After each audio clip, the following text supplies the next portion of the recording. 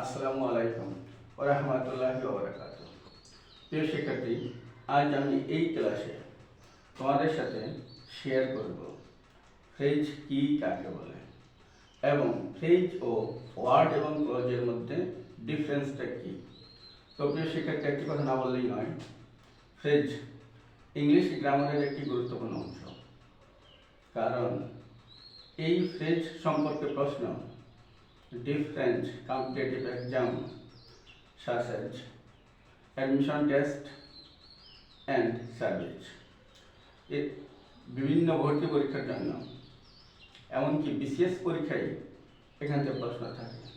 তো এই ফ্রেজ সম্পর্কে নলেজ আর না থাকলে তাহলে আমাদের ইংলিশ ভাষার উপর পরিপূর্ণ জ্ঞান অর্জন করা সম্ভব নয় এবং বিভিন্ন প্রতিযোগিতামূলক পরীক্ষায় অংশগ্রহণ করলেও কাঙ্ক্ষিত সফলতা নাও আসতে পারে। কারণ এটি আমাদের একটি গুরুত্বপূর্ণ অংশ ইংরেজি গ্রামারের ক্ষেত্রে। তো প্রিয় শিক্ষার্থী, আর দেরি নয়, আমরা আমাদের ক্লাসটি শুরু করতেছি। ফ্রেজ কি, প্রথমে আমাদের জেনে নিতে হবে ফ্রেজ কি। Phrase a group of words having no subject and finite verb and used as a part of a speech in a sentence.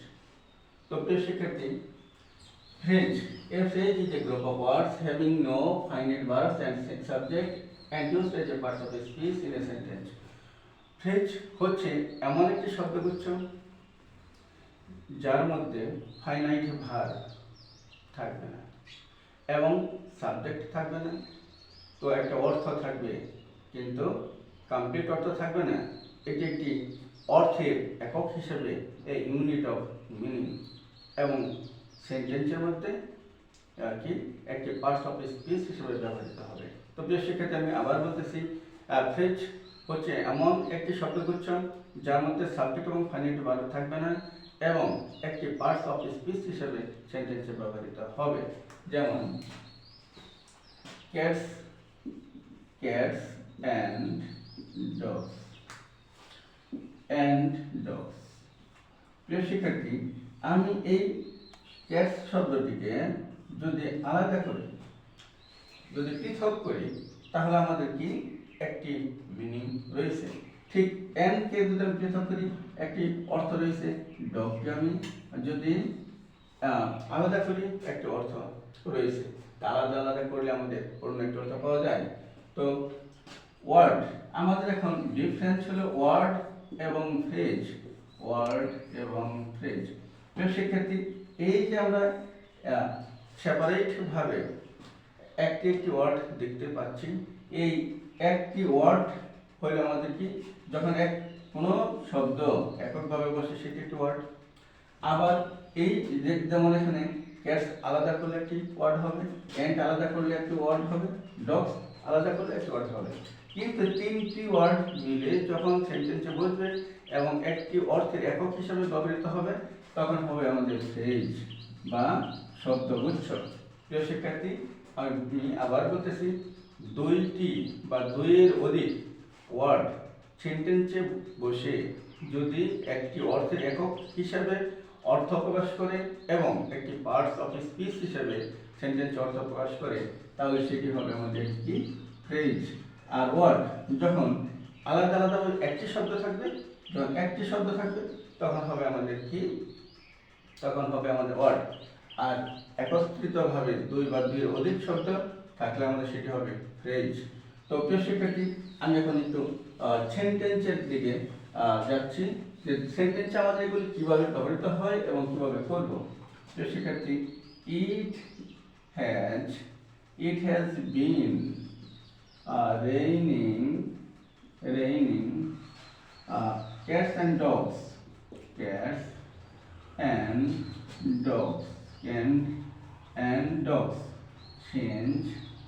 since morning. তো প্রিয় শিক্ষার্থী, এই যে ক্যাটস অ্যান্ড ডগস আমরা সেন্টেন্সে ব্যবহার করেছি, সকাল থেকে মুষলধারে বৃষ্টি হচ্ছে। এখানে ক্যাটস অ্যান্ড ডগস আমাদের অর্থটা প্রকাশ করতেছে কি মুষলধারে, মুষলধারে, মুষলধারে, কন্টিনিউয়াসলি, দ্যাট মিন্স কন্টিনিউয়াসলি। তাহলে আমাদের এখানে এটি ফ্রেজ হিসেবে ব্যবহৃত হচ্ছে, কিন্তু এটি যখন আলাদা আলাদা ব্যবহার করব তখন আমাদের কি হবে, ওয়ার্ড হবে। তো প্রিয় শিক্ষার্থী, আমি আরেকটি উদাহরণ দিতেছি, এক্সারসাইজ, এক্সারসাইজ একটি ওয়ার্ড, এর পাশে আরেকটি ওয়ার্ড আমি দিয়ে দিলাম, টেকিং এক্সারসাইজ। এখন আমাদের এটি কি হচ্ছে, এটি হচ্ছে ফ্রেজ।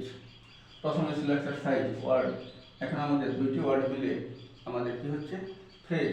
তো এই ফ্রেজকে আমরা সেন্টেন্সের মধ্যে আমরা ইউজ করব। Is a good for health, health, good for health. প্রিয় শিক্ষার্থী, taking exercise is a good for health. এখানে আমাদের taking exercise A unit of meaning এবং একটি পার্টস অফ স্পিচ হিসাবে এই সেন্টেন্সে বসে, দ্যাট পার্টস অফ স্পিচ এখানে সাবজেক্ট হিসাবে বসেছে।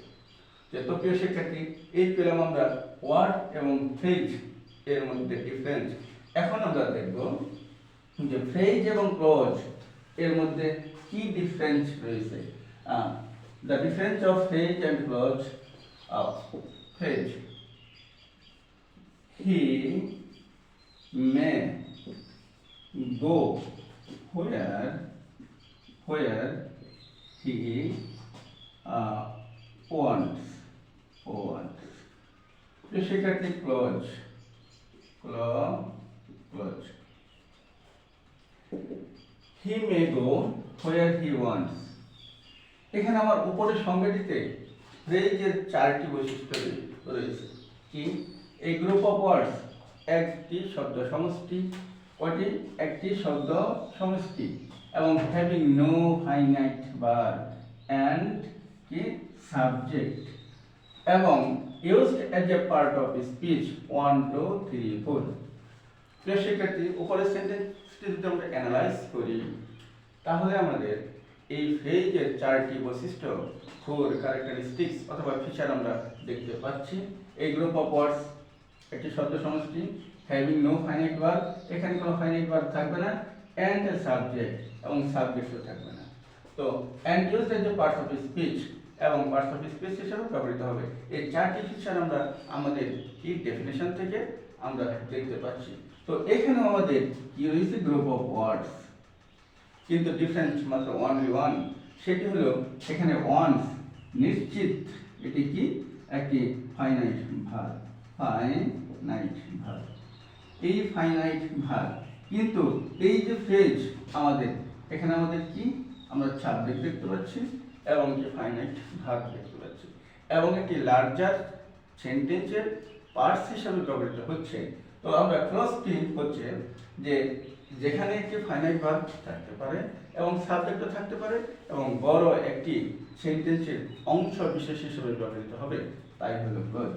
আর আমাদের ফ্রেজটি ছিল যেখানে সাবজেক্ট থাকবে না, ফাইনাইট ভার্ব থাকবে না এবং একটি পার্টস অফ স্পিচ হিসেবে ব্যবহৃত হবে।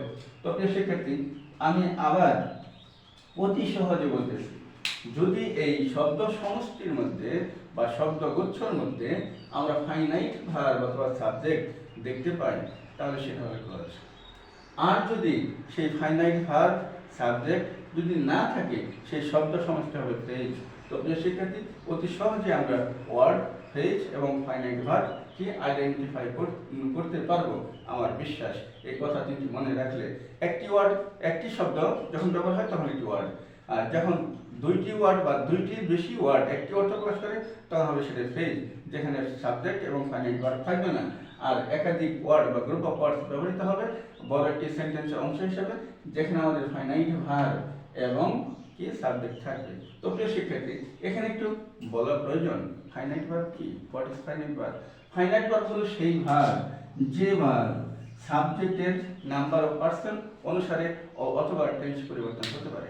কি? ফাইনাইট ভার্ব হলো সেই ভার্ব যে ভার্ব সাবজেক্টের নাম্বার অফ পার্সন অনুসারে পরিবর্তন হতে পারে এবং টেন্স অনুযায়ী পরিবর্তন হতে পারে। তো প্রিয় শিক্ষার্থী, এই ছিল আমাদের কি ওয়ার্ড, ফ্রেজ এবং ক্লজ এর ডিফারেন্স এবং how we can identify word and phrase from a sentence. তো প্রিয় শিক্ষার্থী, আমরা এখন চলে যাব যে ফ্রেজ কত প্রকার ও কি কি, how many types of phrase. তো প্রিয় শিক্ষার্থী, আমরা জানি phrase according to the parts of speech there are 8 types of parts of speech। ঠিক সেই পার্টস অফ স্পিচ 8 প্রকার এবং সেই পার্টস অফ স্পিচের অনুসারে অর্থ অনুসারে আমাদের এই ফ্রেজ 7 প্রকার। একটি মাত্র পার্টস অফ স্পিচ যেটি প্রোনাউন, যেটি আমাদের কি এই ফ্রেজ অন্তর্ভুক্ত হতে পারে না। তো প্রিয় শিক্ষার্থী, আমরা এই ফ্রেজের নামগুলো দেখে নিই। প্রিয় শিক্ষার্থী, there are 7 types of phrase। Phrase 7 প্রকার, কারণ পার্টস অফ স্পিচ 8 প্রকার। একটি মাত্র parts of speech that is pronoun বাদে অন্যান্য পার্টস অফ স্পিচের অর্থ অনুসারে এই ফ্রেজগুলোর নামকরণ করা হয়ে থাকে, কারণ এই ফ্রেজগুলো সেন্টেন্সে বিভিন্ন পার্টস অফ স্পিচের অর্থ প্রকাশ করে এবং কাজ করে। তো প্রিয় শিক্ষার্থী, আমরা এই টাইপসগুলো জেনে নিই।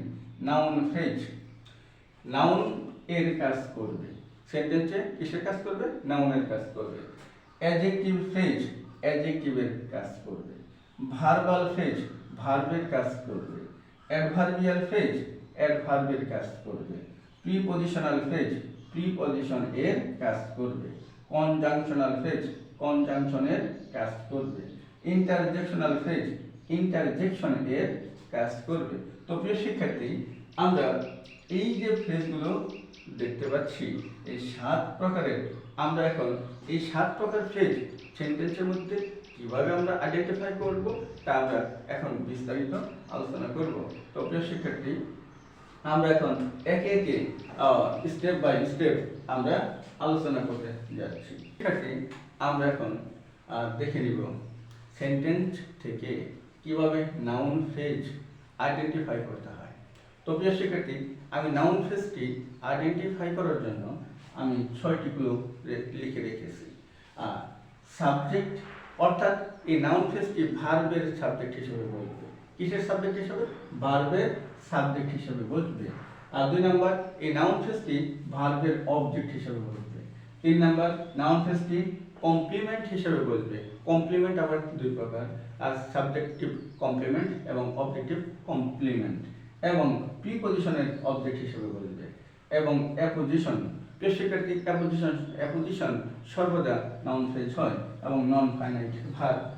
কি এই কটা ক্লু মনে রাখলেই আমরা কি সহজে, অতি সহজে নাউন ফ্রেজটা সেন্টেন্সে আইডেন্টিফাই করতে পারবো। তো প্রিয় শিক্ষার্থী, আমি কয়েকটি এক্সাম্পল দিতেছি যাতে আমাদের বিষয়টি আরো ক্লিয়ার হয়। সাবজেক্ট, ভার্বের সাবজেক্ট হিসাবে, ভার্ব এর সাবজেক্ট হিসাবে, সাবজেক্ট হিসাবে। প্রিয় শিক্ষার্থী, ভার্বের সাবজেক্ট হিসাবে are taking, exercise, is a good for health, প্রিয় শিক্ষার্থী, এই যে ফ্রেজটি আমরা দেখতে পাচ্ছি, এখানে যদি আন্ডারলাইন করা হয়ে থাকে তাহলে এটা আমরা মনে করব নাউন ফ্রেজ, কারণ নাউন ফ্রেজ সেন্টেন্সের সাবজেক্ট হিসেবে কাজ করে। আমরা কি সাবজেক্ট হিসেবে কাজ করে, কারণ টেকিং এক্সারসাইজ। আরেকটি ক্লু আমি দিতেছি। এই যে আন্ডারলাইন অংশটির পরিবর্তে যদি আমি প্রোনাউন ইট বসাই তাহলে আমাদের সেন্টেন্সটি একটি পূর্ণ সেন্টেন্স থাকবে, অর্থাৎ পূর্ণ অর্থ প্রকাশ করবে। It is a good for health. এখন যে আন্ডারলাইনটি থাকবে ওই আন্ডারলাইনের পরিবর্তে যদি আমার ইট প্রোনাউন ব্যবহার করা যায় এবং সেন্টেন্সটি মিনিংফুল সেন্টেন্স থাকে তাহলে সেটা নাউন ফ্রেজ। 2 নম্বর হচ্ছে আমাদের যে এই যে ফাইনাইট ভার্বের সাবজেক্ট সর্বদা নাউন হয়ে থাকে, অর্থাৎ আমরা প্রিডিকেট অংশে যার সম্পর্কে বলা হবে সেটি আমাদের কি সাবজেক্ট, এবং সাবজেক্ট নাউন ফ্রেজ হয়। তো প্রিয় শিক্ষার্থী, আমি আরো একটি এক্সাম্পল দিচ্ছি ক্লিয়ার হওয়ার জন্য। To find, halt, to find fault is easy, or to find fault is easy. তো প্রিয় শিক্ষার্থী, to find fault is easy, এখানে এই যে টু ফাইন্ড ফল্ট, এখানে তিনটি শব্দ রয়েছে, একটি প্রিপজিশন, একটি ভার্ব, একটি নাউন, তিনটি মিলে আমাদের একটি ফ্রেজের কাজ করতেছে। এখানে আপাতত দৃষ্টিতে ফাইন্ড একটি ভার্ব, তার পূর্বে আমাদের কি টু যোগ হচ্ছে। এখন এই ফাইন্ড আর ভার্ব থাকছে না, এটি হচ্ছে ইনফিনিটিভ অর্থাৎ নন ফাইনাইট ভার্ব। প্রিয় শিক্ষার্থী, আমার ক্লু হিসাবে দেখছে নন ফাইনাইট ভার্ব কি আমাদের কি হবে, এই নাউন ফ্রেজ হবে, এবং নাউন ফ্রেজের অবস্থান কোথায়, সাবজেক্ট হিসাবে। তো প্রিয় শিক্ষার্থী, এখানে একটু কথা বলা প্রয়োজন, যাবতীয় নন ফাইনাইট ভার্ব আমাদের নাউন ফ্রেজ হবে। তো নন ফাইনাইট ভার্ব আবার তিন প্রকারের আমি ডিসকাস করছি। Non finite verb number 1 infinitive, infinitive. Number 2 gerund, gerund. Number 3 participle, participle. প্রিয় শিক্ষার্থী, infinitive to plus verb, to plus verb. Number 2 verb plus ING, ING. শুধু আমাদের ক্লুগুলো মনে রাখার জন্য পার্টিসিপল। আবার তিন প্রকার কি, প্রেজেন্ট পার্টিসিপল, পাস্ট পার্টিসিপল এবং পারফেক্ট পার্টিসিপল। প্রেজেন্ট পার্টিসিপল ভার্বের সাথে কি হবে, আইএনজি যোগ হবে। নাম্বার 1 2 হলো past participle, past participle. Past participle প্রিয় শিক্ষার্থী, আমরা জানি যে ভার্বের তিনটি রূপ রয়েছে টেন্স অনুযায়ী, যে present, past, present, present, past and past participle, past participle.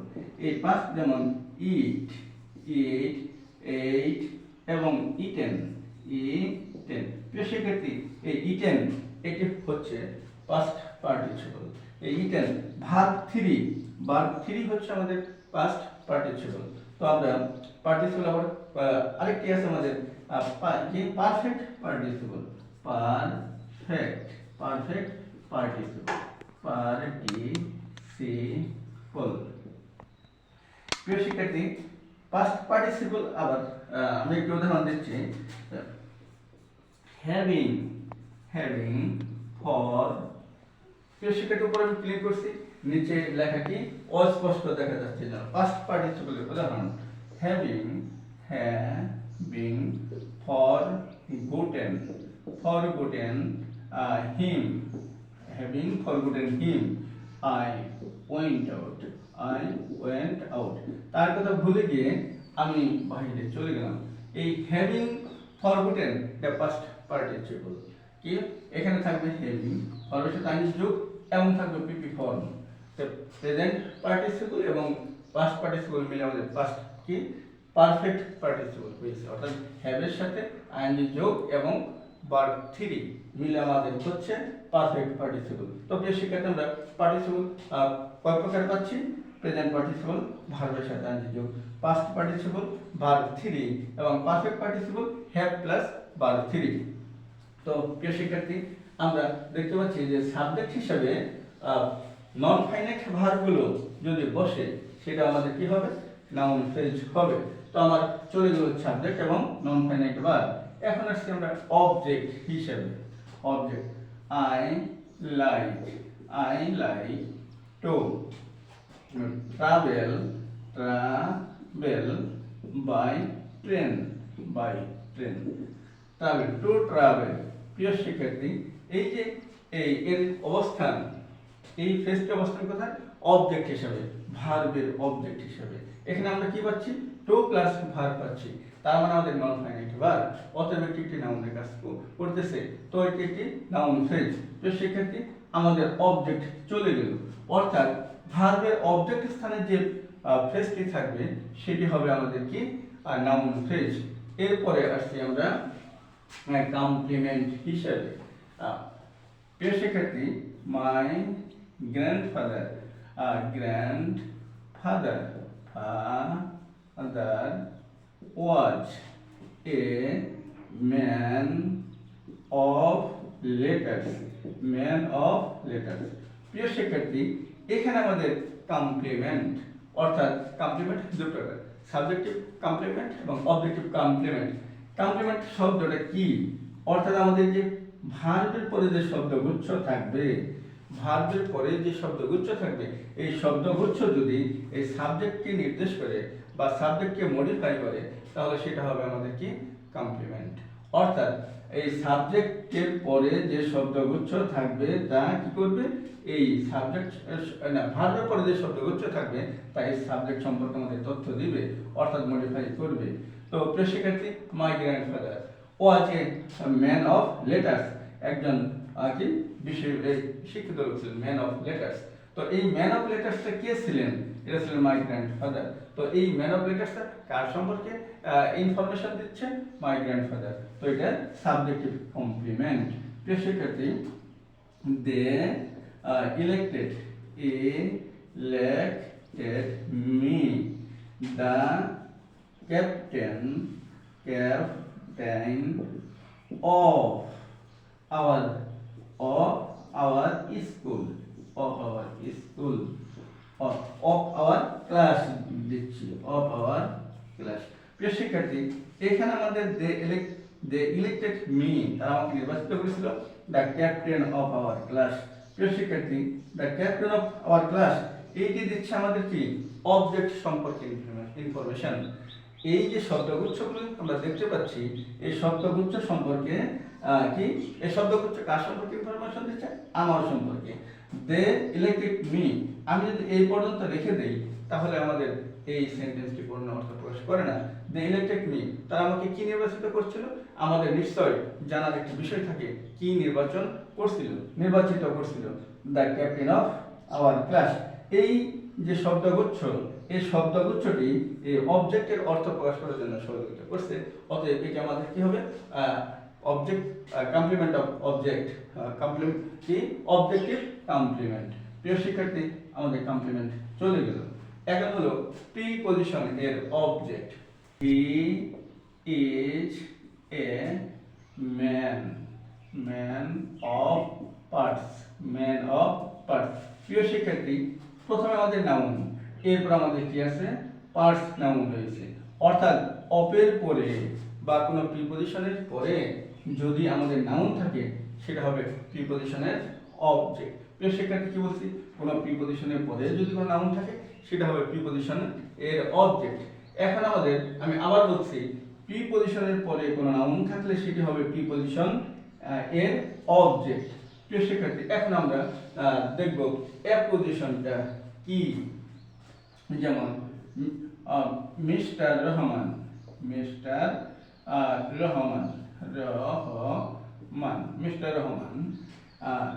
the headmaster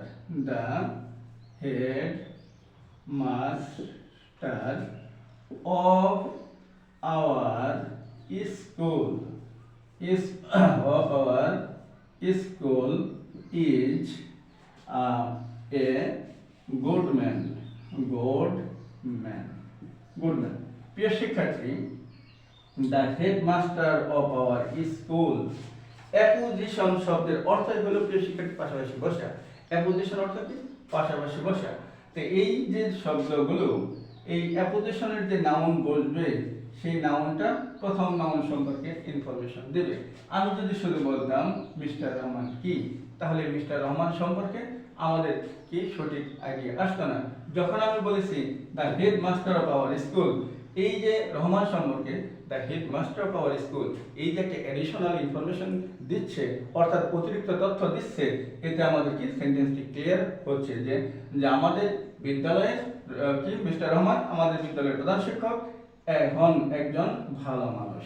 তাহলে একটি নাউন আরেকটি নাউনের পূর্বে বসে, একটি নাউন আরেকটি নাউনের পূর্বে বসে অথবা পরে বসে প্রথম নাউনটাকে যদি আমাদের কি করে মডিফাই করে তার সম্পর্কে অতিরিক্ত তথ্য দেয়, তাহলে সেইটা হবে আমাদের অ্যাপোজিশন। তো প্রিয় শিক্ষার্থী, অ্যাপোজিশন সর্বদা আমাদের কি হয়? এই নাউন ফ্রেজ হয়। এখন আমরা দেখব প্রিয় শিক্ষার্থী অ্যাডজেক্টিভ ফ্রেজ। কিভাবে আমরা অ্যাডজেক্টিভ ফ্রেজগুলো আইডেন্টিফাই করতে পারি adjective phrase, adjective phrase, adjective phrase, adjective phrase. প্রিয় শিক্ষার্থী, মাত্র 2টি ক্লু মনে রাখলে আমাদের অ্যাডজেক্টিভ ফ্রেজ আমরা কি করতে পারবো, আইডেন্টিফাই করতে পারবো। যেমন the boy, the boy running, running in the field, in the field is my brother, is my brother। প্রিয় শিক্ষার্থী, আমি আইডেন্টিফাই করে দিলাম রানিং ইন দ্য ফিল্ড এবং a Allah, Allah, Allah, Allah feared, Allah feared man, man or person or persons can lead a happy life, happy life। প্রিয় শিক্ষার্থী, কি আল্লাহ, Allah, আল্লাহ feared অথবা an আল্লাহ feared অথবা God feared অথবা creator feared, এরকম আমি লিখতে পারি। তো feared person can lead a happy life। প্রিয় শিক্ষার্থী, the boy running in the field, এই যে running in the field এই শব্দগুচ্ছগুলো আমাদের কাউকে না কাউকে আইডেন্টিফাই করছে। তাহলে কাউকে আইডেন্টিফাই করছে, কাউকে মডিফাই করছে, সেই শব্দটি হলো আমাদের কি, এই যে the boy। আমরা জানি অ্যাডজেক্টিভের কাজ কি, অ্যাডজেক্টিভের কাজ হলো নাউনকে মডিফাই করা, অর্থাৎ নাউন সম্পর্কে কি অ্যাডিশনাল ইনফরমেশন দেয়া। অ্যাডজেক্টিভ হলো একটি ডেসক্রাইপটিভ ওয়ার্ড বা বর্ণনামূলক শব্দ যা নাউন সম্পর্কে অতিরিক্ত তথ্য প্রদান করে থাকে। তো এই যে রানিং ইন দ্য ফিল্ড, কে দৌড়াচ্ছে, বালককে দৌড়াচ্ছে। তাহলে বালকটি সম্পর্কে আমাদের কি এখানে কি দিচ্ছে, অতিরিক্ত ইনফরমেশন দিচ্ছে, ইজ মাই ব্রাদার, অর্থাৎ যে বালকটি মাঠে দৌড়াচ্ছে সেই বালকটি আমার কি ভাই। তো এখানে এই যে running in the field, running in the field এই শব্দগুচ্ছ অ্যাডজেক্টিভের কাজ করছে, কারণ এই শব্দগুচ্ছ আমাদের বয়কে মডিফাই করছে। তো প্রিয় শিক্ষার্থী, এই আমরা জানি অ্যাডজেক্টিভ কি নাউনের সর্বদা নাউনের পূর্বে বসে এমনটি নয়, নাউনের পরেও বসতে পারে। যদি নাউনের পরে বসে নাউনকে নির্দেশ করে বা মডিফাই করে, সেটি কি হবে, অ্যাডজেক্টিভ হবে। I am Allah feared person, যে লোক আল্লাহকে ভয় করেন। ক্যান লিড, কি পরিচালিত করতে পারেন, এ হ্যাপি লাইফ, অর্থাৎ একটি সুখী জীবন যাপন করতে পারেন। তো এইখানে আল্লাহ ফিয়ার্ড কাকে, এই যে আল্লাহ ফিয়ার্ড পারসন, এই পারসনটা কি দিছে, আল্লাহ ফিয়ার্ড, অর্থাৎ আল্লাহ ভীত মানুষ কি করতে পারে, সুখী জীবন যাপন করতে পারে। এখানে আমি গডও লিখতে পারতাম, গড ফিয়ার্ড, অথবা ক্রিয়েটর ফিয়ার্ড, ক্রিয়েটর ফিয়ার্ড, আমাদের একই অর্থটা দাঁড়াইতো। তো প্রিয় শিক্ষার্থী, আমরা অ্যাডজেক্টিভ ফ্রেজের ক্লু মাত্র 2টি। আমরা কি নাউনের পূর্বে বসে বা পরে বসে যদি নাউন সম্পর্কে অতিরিক্ত তথ্য প্রদর্শন করে বা মডিফাই করে, তাহলে সেটি হবে আমাদের অ্যাডজেক্টিভ ফ্রেজ। তো প্রিয় শিক্ষার্থী, এখন আমরা দেখব অ্যাডভার্বিয়াল ফ্রেজ। প্রিয় শিক্ষার্থী, adverbial phrase, adverbial phrase, adverbial phrase. কিভাবে আমরা সেন্টেন্স থেকে আমরা অ্যাডভার্বিয়াল ফ্রেজটা আমরা কি করতে পারবো, আইডেন্টিফাই করতে পারবো। তো প্রিয় শিক্ষার্থী, he beat the dog, dog black, black and blue, and blue, black and blue। প্রিয় শিক্ষার্থী, black and blue mercilessly, mercilessly, নিষ্ঠুরভাবে। তো প্রিয় শিক্ষার্থী, আমি পূর্বেই বলেছি যদি একটি শব্দ থাকতো সেটা আমাদের কিন্তু অ্যাডজেক্টিভ, যেহেতু গ্রুপ শব্দ ওয়ার্ড রয়েছে তো এটা আমাদের কি অ্যাডজেক্টিভ ফ্রেজ। একটি মাত্র শব্দ হলে অ্যাডভার্ব, আর একের অধিক শব্দ হলে অ্যাডভার্বিয়াল ফ্রেজ। অ্যাডভার্ব আমরা খুঁজে পাবো কিভাবে, অ্যাডভার্বের কাজটা কি? অ্যাডভার্বটির কাজ হলো কয়টি? অ্যাডভার্ব অ্যাডজেক্টিভকে মডিফাই করবে, অ্যাডভার্বকে মডিফাই করবে এবং ভার্বকে মডিফাই করবে। তো প্রিয় শিক্ষার্থী, এই যে আমাদের ভার্ব, এই ভার্বটিকে যদি আমরা when, why এবং how এবং where দ্বারা কোশ্চেন করি, তাহলে যে আনসারটি বেরিয়ে আসবে সেটা হবে আমাদের অ্যাডভার্ব, এবং সেই যদি একটি শব্দ হয় তাহলে অ্যাডভার্ব হবে, যদি এই দুই বা দুইয়ের বেশি অধিক শব্দ হয় তাহলে সেটা অ্যাডভার্বিয়াল ফ্রেজ হবে। তো প্রিয় শিক্ষার্থী, বিটকে যদি আমরা প্রশ্ন করি কিভাবে পেটানো হচ্ছিল, যে নিষ্ঠুরভাবে, মার্সিলেসলি, ব্ল্যাক অ্যান্ড ব্লু, যদি এখানে মার্সিলেসলি থাকতো তাহলে আমাদের অ্যাডভার্ব হতো, আর ব্ল্যাক অ্যান্ড ব্লু তিনটি শব্দ, এই জন্য আমাদের এটি কি হচ্ছে, ফ্রেজ হয়েছে। তো প্রিয় শিক্ষার্থী, আমি আবার বলতেছি, এই ভার্বটিকে যদি when, why, how এবং where দ্বারা প্রশ্ন করা হয়, প্রশ্ন উত্তরে যা আসবে সেটা হবে অ্যাডভার্ব। একটি শব্দ থাকলে হবে অ্যাডভার্ব, একাধিক শব্দ থাকলে হবে অ্যাডভার্বিয়াল ফ্রেজ। তো প্রিয় শিক্ষার্থী, আমরা এই চারটি ক্লু মনে রাখলে আমাদের হয়ে যাবে। তো প্রিয় শিক্ষার্থী, এরপরে আমরা দেখব verbal phrase. Verbal phrase, verbal phrase, আমরা কিভাবে সেন্টেন্স থেকে এই ভার্বাল ফ্রেজকে আমরা আইডেন্টিফাই করতে পারবো। হি gave up smoking, smoking। প্রিয় শিক্ষার্থী, এখানে আন্ডারলাইন করে দিলাম। প্রিয় শিক্ষার্থী, তোমরা যারা ইতিমধ্যে গ্রুপ ভার্ব অথবা ফ্রেশাল ভার্ব তোমরা শিখেছো, তারা অতি সহজে বুঝতে পারবে যাবতীয় গ্রুপ ভার্ব আমাদের কি হবে, ভার্বাল ফ্রেজ। অর্থাৎ কোন একটি ভার্বের সাথে আরেকটি প্রিপজিশন যখন যুক্ত হবে, একটি ভার্ব একটি প্রিপজিশন, সেটা আমাদের ভার্বের কাজ করবে এবং সেটাকে আমাদের ভার্বাল ফ্রেজ বলা হয়ে থাকে। অর্থাৎ এই ভার্বের সাথে প্রিপজিশন থাকবে, ভার্বের সাথে কি থাকবে, প্রিপজিশন থাকবে এবং ভার্বের অর্থ প্রকাশ করবে, এইগুলো আমাদের ভার্বাল ফ্রেজ। প্রিয় শিক্ষার্থী, এরপরে আসছে আমাদের কনজাংশনাল ফ্রেজ। আমরা কিভাবে এই কনজাংশনাল ফ্রেজটা আমরা সেন্টেন্স থেকে আমরা পৃথক করতে পারবো বা আইডেন্টিফাই করতে পারবো। তো প্রিয় শিক্ষার্থী, প্রথম আমাদের জেনে নিতে হবে কনজাংশন কি। কনজাংশন সাধারণত দুইটি ওয়ার্ড, দুটি ক্লজ, দুটি ফ্রেজ বা দুটো সেন্টেন্সকে যুক্ত করে কি আমাদের কনজাংশন। তো প্রিয় শিক্ষার্থী, দেখে নেই, হি not only he but also his brother helped me। প্রিয় শিক্ষার্থী, এই যে নট অনলি বাট অলসো, এখানে দুইটি সেন্টেন্সকে যুক্ত করা হয়েছে। এখানে একটি সেন্টেন্স হি হেল্পড মি, আর একটি sentence his brother helped me, দুটো সেন্টেন্স একত্র যুক্ত হয়ে হচ্ছে not only he but also his brother is helped me. তো প্রিয় শিক্ষার্থী, এইরকম কনজাংশন যেখানে থাকবো সেটাই আমরা ধরে নিব এই কনজাংশনাল ফ্রেজ। প্রিয় শিক্ষার্থী, এরপরে রয়েছে মাত্র আর একটি, সেটি হচ্ছে ইন্টারজেকশনাল ফ্রেজ। প্রিয় শিক্ষার্থী, কি ইন্টারজেকশনাল ফ্রেজ, ইন্টারজেকশনাল ফ্রেজ। প্রিয় শিক্ষার্থী, এই ইন্টারজেকশনটা কি? ইন্টারজেকশনটা আমাদের মনের স্বাভাবিক আবেগটা না, অস্বাভাবিক আবেগটা প্রকাশ করে থাকে। যখন আমরা ভালো কিছু দেখি, আমাদের ভিতর থেকে এমন একটা শব্দ উঠে আসে, হয় সেটা আনন্দের, নয়তো বেদনা। তা আমরা একটি উদাহরণ দেখে নিই। What a pity, what a pity, you failed, alas,